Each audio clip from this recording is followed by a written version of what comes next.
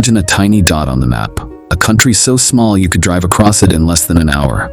No oil, no gold, no big rivers, no farmland. Nothing but heat, humidity, and the sea. By all logic, it should have stayed poor. And yet, this dot is richer than giants. Singapore's GDP per person is higher than China, India, Brazil, and even some European powers. This little nation of 6 million people produces more wealth than countries 100 times its size. How? Why is Singapore, a country smaller than New York City, richer than entire continents? Why do billionaires park their money there, while millions from larger nations struggle to escape poverty? The answer is not luck. It's a mix of bold leadership, strict discipline, clever planning, and some secrets that most of the world still ignores. Today, we're going to uncover them one by one. By the end, you'll see why Singapore is not just a city, but an idea. An idea that turned a swampy island into one of the richest nations on Earth. So sit back, because this story is going to blow your mind. Chapter 1, Born with Nothing. When Singapore became independent in 1965, the odds were stacked brutally against it. The island was a swampy trading post with no oil, no gas, no fertile farmland, not even enough drinking water to support its people. It had to import most of it from Malaysia. Its land was too small for agriculture. Its population was poor and largely unskilled, and unemployment was soaring. To make things worse, Singapore had just been expelled from its union with Malaysia after political and ethnic tensions boiled over. The British, who had provided military and economic support, were withdrawing their bases, taking with them thousands of jobs. The tiny nation suddenly stood alone, surrounded by bigger, richer, and often unfriendly neighbors. It was, in every sense, a recipe for failure. But Lee Kuan Yew, Singapore's founding prime minister, refused to let despair take root. He told his people bluntly, "We have no natural resources. The only resource we have is our people." That statement became the foundation of Singapore's survival plan. Every citizen was called to sacrifice, to work harder, to learn faster, to put the country above self. Corruption was crushed, discipline was enforced, and the nation embarked on an all-or-nothing race to industrialize. Ironically, starting with nothing became Singapore's greatest advantage. While larger countries wasted time fighting over land, oil, or politics, Singapore had clarity. Its only path was upward. And by betting on brains, not soil, it planted the seeds of a miracle. Chapter 2, The Discipline Factor. Singapore's wealth didn't come from freedom in the Western sense, it came from discipline. From its earliest years, the government made it clear, survival required order, not chaos. Laws were strict, punishments severe, and expectations high. Chewing gum was banned to keep public spaces spotless. Littering brought heavy fines and public embarrassment. Drug trafficking meant mandatory execution. To outsiders, these rules seemed harsh, even ridiculous. But to Singaporeans, they created something priceless: safety, cleanliness, and predictability. While many nations drowned in corruption and crime, Singapore became a place where the rules actually worked. Foreign investors noticed. They saw contracts respected, courts functioning, and police who couldn't be bribed. Billions in global capital began flowing into the island, not because it was big, but because it was trustworthy. This discipline shaped more than just laws, it influenced culture. Citizens were taught to save money rather than spend recklessly. Families prioritized education and stability over short-term pleasure. The civil service, often bloated and corrupt in other countries, became in Singapore a model of speed and efficiency. Ministers were paid well to prevent bribery, and decisions were made with long-term vision, not quick political gain. The result was an environment where businesses felt secure, ordinary people felt protected, and national progress was never derailed by chaos. Discipline became Singapore's invisible currency. And that currency bought the trust of the world, turning a fragile island into what many now call the Switzerland of Asia. Chapter 3, The Power of Location. On the world map, Singapore may look like a tiny red dot, but this dot sits on one of the most valuable crossroads in human history, the Strait of Malacca. This narrow stretch of water connects the Pacific and Indian Oceans, linking Asia to Europe and the Middle East. Today, nearly 1/3 of global trade passes through it, including much of the world's oil supply. For centuries, this route carried spices, silk, and precious metals. Whoever controlled these waters held influence over empires. But Singapore did more than sit at the crossroads. It turned geography into strategy. Instead of letting ships simply pass by, Singapore built a port that forced the world to stop. Not just any port, but one of the busiest and most advanced on Earth. Massive container terminals, robotic cranes, lightning-fast customs, and zero tolerance for corruption made shipping through Singapore cheaper, safer, and faster than almost anywhere else. By the 1980s, Singapore was no longer just a stopover. It became the hub, the place where goods were stored, sorted, and redistributed across Asia. Soon, its Changi Airport mirrored this success, transforming into a global aviation hub connecting hundreds of cities. But here's the key. Geography gave opportunity. Discipline turned it into wealth. Many nations have strategic locations, but suffer from inefficiency and graft. Singapore proved that location is only power when combined with order and vision.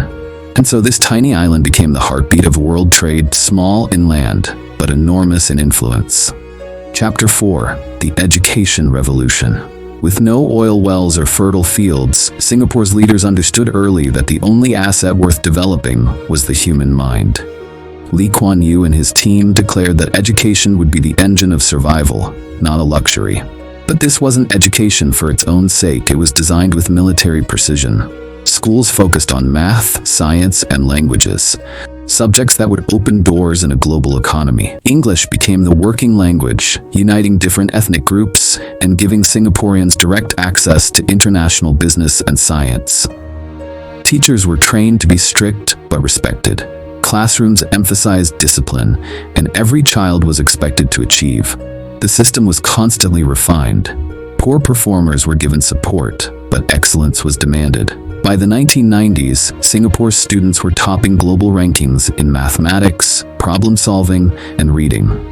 Literacy neared 100%, and the country became a talent factory for high-tech industries, finance, and engineering. What makes Singapore's model different is its practicality. Students aren't pushed only to memorize, they are taught how to think critically, adapt, and innovate. This ensured that Singapore didn't just produce workers, but problem solvers who could compete with the best worldwide. The payoff? When multinational corporations needed reliable, skilled employees, Singapore was ready. When new industries demanded engineers and scientists, Singapore supplied them. Education became the new oil, and brains replaced minerals as the foundation of wealth. Generations of world-class talent turned this small island into an intellectual superpower, outshining countries hundreds of times larger. Chapter 5: Attracting the World's Money. One of Singapore's boldest moves was its decision to welcome the world's talent and wealth with open arms. Unlike many countries that feared foreigners, Singapore understood early that success meant integration into the global economy, not isolation from it. Tax incentives, legal protections, and political stability made it a magnet for multinational corporations. While neighbors struggled with unstable politics and corruption, Singapore became the predictable, safe haven investors craved. It wasn't just about low taxes, it was about trust. Deals signed in Singapore were honored, courts were efficient, bribes were unheard of. Soon, the world's biggest banks and companies set up shop.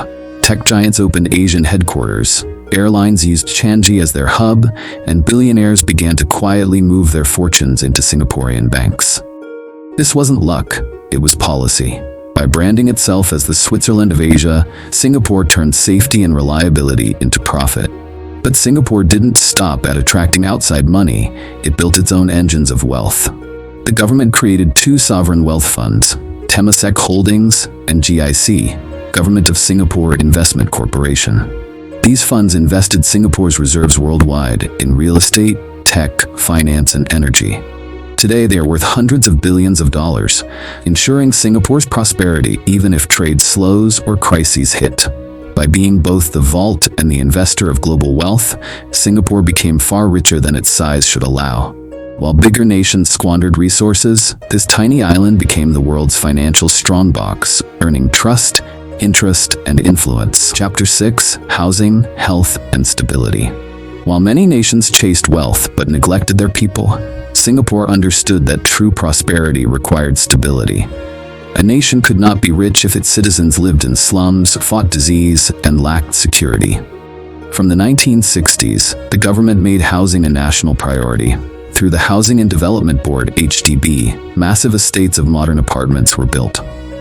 These weren't temporary shelters, they were clean, safe, and equipped with running water, electricity, and sanitation. Today, more than 80% of Singaporeans live in HDB flats, and most actually own them through long-term leases. Ownership gave families pride and a stake in the country's future. A citizen who owns a home is less likely to rebel and more likely to work hard to protect what he has. Healthcare was handled with the same discipline. Instead of bloated welfare or unchecked private systems, Singapore introduced MediSave, a mandatory savings plan where workers set aside part of their income for medical needs. Combined with insurance schemes and government subsidies, the result was a lean, efficient healthcare system that delivers some of the world's best outcomes at a fraction of US or European costs. These two pillars, housing and health, reduced inequality and gave ordinary people dignity. Crime stayed low, communities stayed strong, and social unrest never had a chance to fester. For investors, this stability was golden. Safe streets, healthy workers, and a well-housed population made Singapore not just a wealthy city, but a sustainable one. Order at home created confidence abroad, and that confidence brought even more money.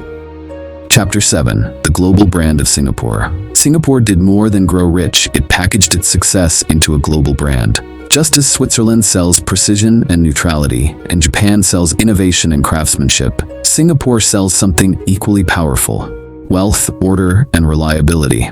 This brand wasn't accidental. It was engineered through iconic symbols of progress. The glittering skyline crowned by Marina Bay Sands screams ambition. Changi Airport, consistently ranked the best in the world, shows efficiency and hospitality. The MRT train system demonstrates punctuality and modernity, and the futuristic Gardens by the Bay turns the idea of a garden into a spectacle of innovation. These weren't just infrastructure projects, they were statements. They told investors, tourists, and the world, Singapore is modern. Singapore delivers.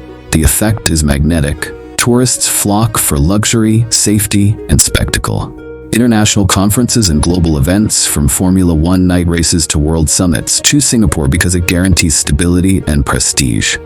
Even Hollywood highlighted its image in movies like Crazy Rich Asians, cementing the city-state as a playground for the elite. This reputation creates a cycle. Success builds image, and image attracts more success. Investors feel proud to base operations in Singapore, tourists gladly pay premium prices, and companies align their brands with Singapore's aura of excellence. That brand, carefully crafted over decades, is worth billions on its own, and it explains why a small island with no natural resources competes shoulder to shoulder with the biggest players in the global economy. Chapter 8. Lessons for the World. What can the rest of the world learn from Singapore's extraordinary journey? The first lesson is that size is not destiny. Singapore could have used its tiny land and lack of resources as an excuse to fail. Instead, it turned weakness into strength. With no distractions, it focused on efficiency, innovation, and survival. The second lesson is that corruption destroys nations. Many resource-rich countries remain poor because their wealth is stolen by a few. Singapore took the opposite path. It enforced transparency, punished corruption harshly, and paid its leaders well to keep them honest. The result was trust, a foundation no amount of oil or gold can buy. Third, people are the true resource. By investing in education, health, and housing, Singapore proved that brains and stability build more wealth than minerals ever could. A smart, healthy, disciplined population is worth more than diamonds in the ground. Fourth, openness wins over isolation. While others built walls, Singapore built bridges welcoming money, talent, and ideas from every corner of the globe. It became a hub where East meets West, and that openness turned into prosperity. Finally, leadership is everything. Lee Kuan Yew and his team made tough, long-term decisions that weren't always popular, but were always necessary. They chose nation-building over short-term politics, and the results speak for themselves. For you watching this, the takeaway is powerful. Wealth is not given, it is built. And it is built on discipline, trust, education, courage, and vision. Conclusion. So why is Singapore richer than countries 100 times its size? Because it dared to do what others would not. It turned a swampy island with no resources into a global powerhouse. It chose discipline over corruption, education over ignorance, and planning over chaos. It showed that brains could be more valuable than land, and that trust and order could build more wealth than oil or gold ever could.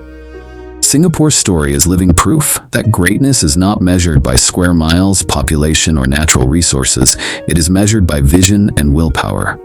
But here's the question for you. Could your country do the same? If your leaders enforced strict laws, crushed corruption, and invested heavily in education and healthcare, would your nation also rise to the top? Or is Singapore's story so unique, so perfectly timed and executed, that it could never be repeated anywhere else? I want to hear what you think. Drop your answers in the comments, I'll be reading them. Do you believe discipline and clean governance could transform your nation? Or do you think Singapore is a once-in-history miracle? And if this deep dive into Singapore's secret formula opened your eyes, do me a favor. Hit that like button, subscribe, and ring the bell icon.